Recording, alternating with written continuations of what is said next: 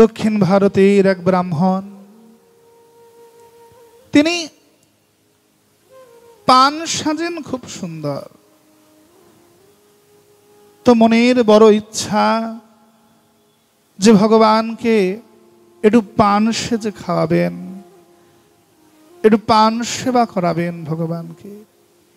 দক্ষিণ ভারতের নিজের জায়গা জমি সর্বস্ব ছেড়ে দিয়ে এসে উপস্থিত হলেন কোথায়?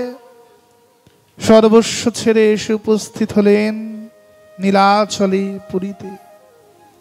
কিন্তু ইনি জানেন না যে জগন্নাথ মন্দিরে বাইরের কোনো জিনিসই ভোগ লাগে না।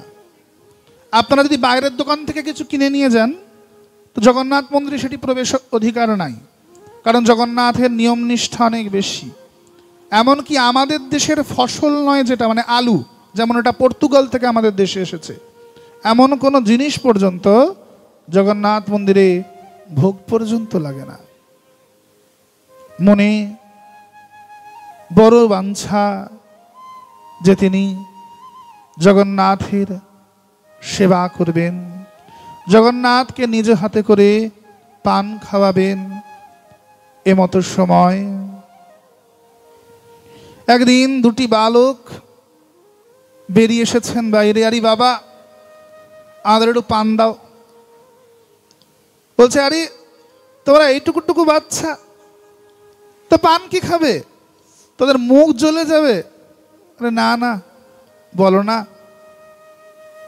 আমাদের একটু পান দাও না, পান সেজে দাও, পান খাবার বড় ইচ্ছে। বলে, না রে, তোরা এইটুকু বাচ্চা, তোরা পান কি খাবি? এটাকে চুন দিও না, অন্যান্য সুন্দর করে চবন দিয়ে ইত্যাদি দিয়ে মৌরি দিয়ে সুন্দর করে বানিয়ে দাও। তো পান খেলেন দুটি বাচ্চা। রোজ টাকা চায়, রোজ বলে বাবা এসে টাকা দেবে, রোজ টাকা চায়, রোজ বলে বাবা এসে টাকা দেবে। আজ পান বৃক্ষেতা হাতটাকে টেনে ধরেছেন, রোজ পালাস পানের টাকা না দিয়ে, আজ পানের টাকা না দিয়ে কোনো মতেই যেতে দেব না। পানের টাকা দিবি তবে আজ এখান থেকে যাবি, নচেত যাওয়া তোদের আজ বন্ধ। বলে, আজই টাকা দেবো। বলে, কেমন করে? বলে, ওই দেখো হাতির পিঠে চড়ে বাবা আসছে, বাবা এসে টাকা দেবে। দুটি বালক পালালেন। পান বিক্রেতা রাজার কাছে নৃসিংহ নারায়ণকে গিয়ে বলছে, আপনার দুই ছেলে রোজ আমার দোকান থেকে পান খায়, 1 বছর ধরে পান খাচ্ছে, পানের টাকা দাও। বলছে, এবার অবশ্য বিয়ে হয়ে গেছে, কিন্তু আবার দুটো ছেলে, আমার তো একটা ছেলে হয়নি এখনো। ছেলে কোথা থেকে এলো? বলছে, দুটো এসছিল, 1 বছর ধরে পান খাল। দেখতে কেমন?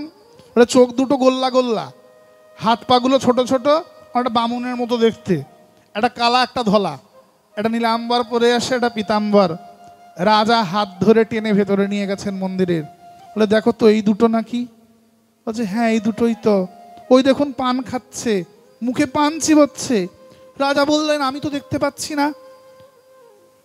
পান বিক্রেতা বলছেন, আমি দেখতে পাচ্ছি। রাজা বলে, কই আমি তো দেখতে পাচ্ছি না।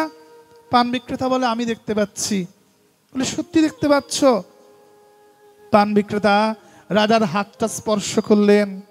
যেই না ভক্তের স্পর্শ লাভ করেছেন, সঙ্গে সঙ্গে দেখলেন জগন্নাথ সাক্ষাৎ প্রকট হয়ে পান সেবন করছেন।